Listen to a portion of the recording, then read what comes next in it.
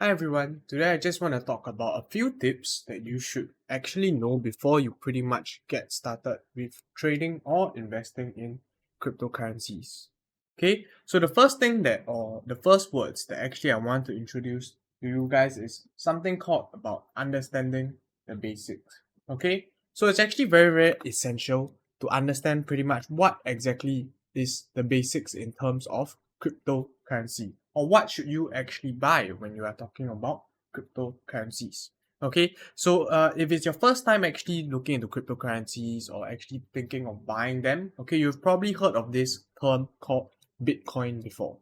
Okay, so Bitcoin is very likened to gold in our pretty much trading world for crypto. Okay, it's pretty much the number one asset class that most people will be heard of, or pretty much it's introduced of when they first start buying cryptocurrencies. Okay, so secondly, we also have this thing called Ethereum.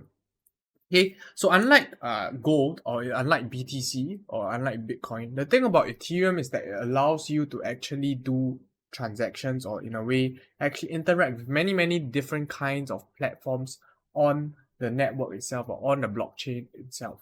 Okay, Bitcoin on the other hand, okay, is usually just used for, in a way, a store of a value, okay, likened to gold in the real world as well. Okay, people give it a value, okay, and in this case it has a very high value, and then usually people just use it as collateral or things like that. Okay, whereas Ethereum on the other hand, actually you use Ethereum for a lot of your day-to-day transactions. That's number one. And also you can use Ethereum to, in a way, uh, use this thing called decentralized platforms, okay, where you can actually gain a lot of yield on your money instead. Okay, so Ethereum is very likened to oil, where in a way, if you use Ethereum as oil, you can use it to make cars run, very likened to real life. Okay, and there's a lot of use case, and also you can use that Ethereum to pretty much generate output. Okay, in a way, you can use Ethereum to actually make more Ethereum as well, in the forms of trading, or in the forms of this thing called uh, you in the crypto world itself. Okay, second thing I want to talk about today will be this thing called centralization versus decentralization. Okay, so for those who don't know the terms, okay, centralization versus decentralization, and why it is actually so important in the crypto space, okay, is because for centralization, pretty much it means that there's someone overhead, or there's someone in charge of this company. Okay, there's someone holding your money, very likened to, putting money in your bank. Okay, that's called centralization. Okay, so if you know, in the past, okay, let's say if you liken it to the US economy or the US markets, okay, whenever a bank goes down, let's say the Lehman Brothers Bank, or whether there's a crisis, actually a lot of your money inside cannot be accessed anymore if a bank does go bankrupt. Okay, but for Singapore, we are in a way insured by, I think, 75,000 or 100,000 by the government itself if a bank ever closes down. Okay, so it doesn't apply to us as much. Okay, but of course, if you have more than the SDIC insured amount, then you will be also on the losing end if a bank ever goes bankrupt. Okay, so what I mean by centralization is, another example you can look at is something like FTX. Okay, so for those who actually stored their crypto in FTX before, during the 2022-2023 crisis, okay, pretty much what happens is that their money can not be accessed, or actually they are in the hands of the company itself. Okay, that is the meaning of centralization. Okay, whereas on the other hand, there's this thing called decentralization, okay, which is getting more and more popular because decentralization pretty much allows you to be in charge of your own money. Okay, so you liken centralization to putting money in your bank.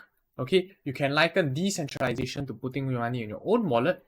Okay, but the thing, or the difference about this wallet that I'm talking about, is actually it is not your physical wallet that you hold in real life. Okay, it is something like your internet wallet. Okay, so it's like an online wallet where you can put your cryptocurrencies or your currencies of the future, for example. Okay, so the good thing about this wallet is that, let's say for my case, okay, I'm using this wallet called Rabby, okay, and I have assets in here. Okay, the thing is that even if this Rabby company goes down, okay, because my assets or my money is held online, okay, or in this case, to be more specific, on the blockchain itself, okay, even if the companies behind the wallet goes down or goes bankrupt, my assets are always accessible to me online via another interface, via another software, because the money is always on the blockchain itself. Okay, the only way or the only thing that will change will be the UI I use to access it. Okay, so think of it that my money on the internet is forever secure. It will forever be there unless I do something to it. Okay, and that's the thing about decentralization. Okay, even if every single exchange company or crypto exchange company goes down tomorrow, for example, okay, as long as I'm using a decentralized wallet, okay, a wallet that I'm in charge of, okay, my money will forever be safe because there's no company to go down. There's pretty much the safety or the security of my wallet or my assets is in my control, and also it will forever exist online unless I send it to, let's say, my friends, or I send it to someone else for payments or things like that. Okay, so actually the thing about crypto is that for people who are very afraid, of whatever that happened to FTX, okay, buying cryptocurrencies and then being at the mercy of like a company or crypto exchange, all you can do, or anything, or the one thing that you can do to change it is pretty much to use decentralized wallets instead, okay, where you are in charge of the security of your wallet, okay, where you are in charge of the assets that are stored in your wallet and that it can never ever actually be taken away from you or disappear from you unless you actually send it away. Okay, the third thing that I want to talk about that you should know with regards to cryptocurrency that people actually have a misconception of is actually this thing called risk. Okay, so in terms of investing in any asset class pretty much that exists in the financial markets right now, be it your stocks, be it your options, okay, be it your property, things like that, or be it even cryptocurrency itself, okay, all of it carries different forms of risk and different kinds of risks. Okay, the misconception that actually a lot of people have with regards to risk for cryptocurrency is that the risk is actually higher. Okay, so let me debunk it for in this way or in my explanation. Okay, I would say that in my opinion, actually the risk for crypto could be lower, or in my opinion, is actually lower than trading uh, asset classes like stocks or even options itself. Okay, and this is my reasoning why. Okay, so for those who are very familiar with stock trading or option trading, you guys will realize, okay, that let's say if you do trade, let's say the US markets, okay, you are at mercy of the market open hours, which is from 9:30 to 4. Okay, so if there's ever any news that happens, okay, for 9:30 to 4, I mean Singapore time, okay, 9:30 p.m. To 4 a.m. Singapore time. Okay, the thing is that if any news, okay, happens outside of this 9:30 to 4 a.m. window, okay, the thing is you cannot really, in a way, manage your position for stocks, okay, or even options outside of this regular market trading hours. Okay, but on the other hand, crypto trades 24/7. Okay, so why is this actually inherently more riskier? Okay, to be fixed to a market trading hours or only a limited time where you can trade the asset class that you invested in. Okay, so let me give you guys an example. Okay, so let's say you invested into, let's say, Tesla, which was $250. Okay, and then let's say you had a position size or even a risk amount, okay, that if Tesla reaches, for example, $230, okay, you would lose $100. Okay, or maybe let's say we put $1,000. If 230 if Tesla goes from $250 to $230, okay, meaning that I bought at least for example, in this case, I bought 50 Tesla stocks. Okay, so 50 times 20, okay, and then I will lose $1,000. Okay, so I bought 50 Tesla. Okay, the problem with stocks, or the nature of stocks, is that since they are in a way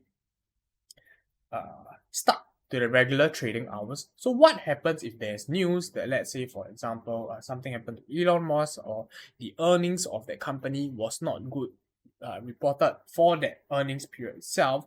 What can happen is that what happens if Tesla actually goes past your risk amount or your set stop loss level and actually goes all the way down to like $200 instead?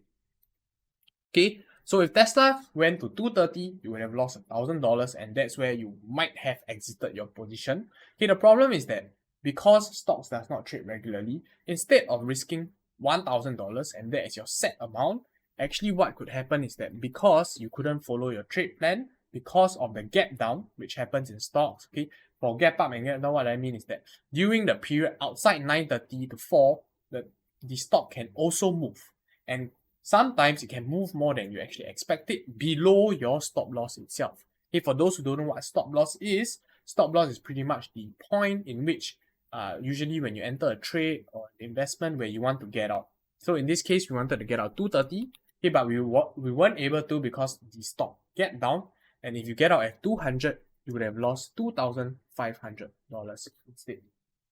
Okay, so that is for stock trading. Okay, the thing about crypto is that it trades 24/7, okay, 7 days a week.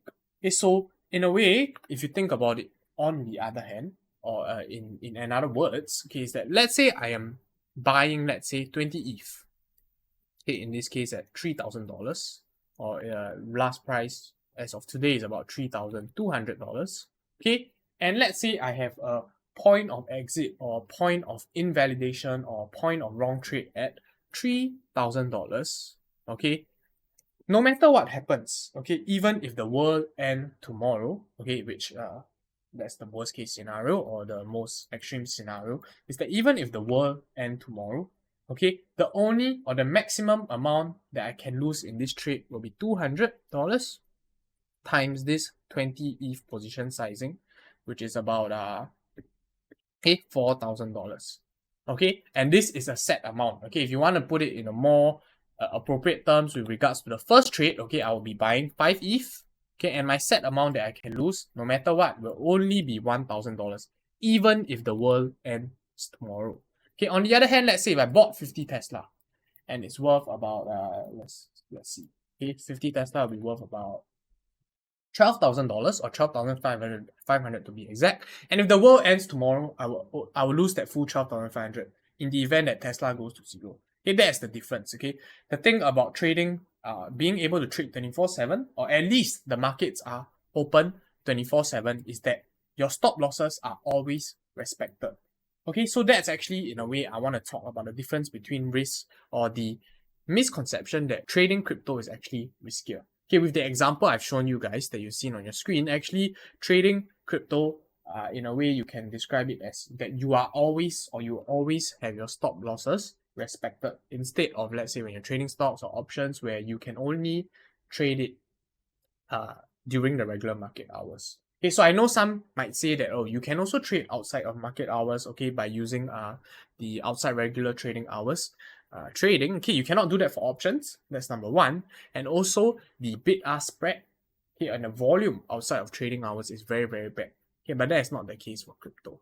But of course, that's only one half of the equation that I'm kind of talking about today. Okay, because most people will refer to risk, and another hand would be the movement of stocks and crypto. Okay, or stocks versus crypto. Okay, the last thing I want to talk about is that volatility is something that you should also take note of when you are trading stocks or comparing stocks versus crypto instead. Okay, so the thing or the misconception that some people might have with regards to crypto is that it is very volatile and it's very easy for you to lose money. Okay, so it's very volatile, very easy for you to lose money. Okay, so if you guys didn't know, actually pretty much even if you compare it to any asset class for the past decade, so for the past 10 years, okay, Bitcoin has been outperforming every single asset class for the past decade. Okay, so let me show you a few examples and you see if I can bring it on my screen right now. Okay, so even if we compare BTC versus, let's say for example, in this case, let's say we go with 5 years, okay, or this year to date at least, okay, BTC for the year to date, you can see that it has went up about since 58k, okay, it's went up about all the way to about 90k in terms of SGD pricing right now. Okay, and this is about 43%, 53% return year to date, even though the S&P 500 has been doing a crazy amount as well. Okay, it still is unable to beat the returns of BTC itself, even though that right now crypto is actually lagging compared to the overall market. And right now the market is also actually experiencing a pullback, whereas crypto is holding pretty strong. I believe it will start to match the returns or even outperform it. Okay, so we're just comparing this year. Okay, if you guys want to go compare the 1 year or even the 5 year, you will still get the same returns. Okay, you'll see that Bitcoin, okay, pretty much has performed or outperformed any asset class in the past decade. Okay, be it gold, okay, be it the S&P 500, be it oil, be it silver, you see that Bitcoin is still the market leader. Okay, so that's all I have for this video as of today with regards to the 4 tips that I want you guys to know about. Okay, I think the most important thing that you guys, or the key takeaway that you guys can focus on, will be the decentralization or the centralization part of crypto. Hope that actually brings you guys in the new world where actually you realize, oh, I can actually keep my assets on the blockchain in security of myself, so that nothing on something like FTX can never happen to me. Okay, so you're keeping the assets in your own online wallet besides or instead of keeping it with an entity or a company itself. Okay, also do take note about the thing I actually talked about in terms of risk and see if that makes sense to you. Some might agree, some might not agree, okay, because they might say, okay, maybe Bitcoin can halve by tomorrow or maybe go down 50% in a day. Okay, which is possible, and is actually possible for even stocks, even if you're talking about it in that way. Okay, so these are the 2 key takeaways that actually I want to focus on for today. Okay, and I'll see you guys in the next video, and that's all for today.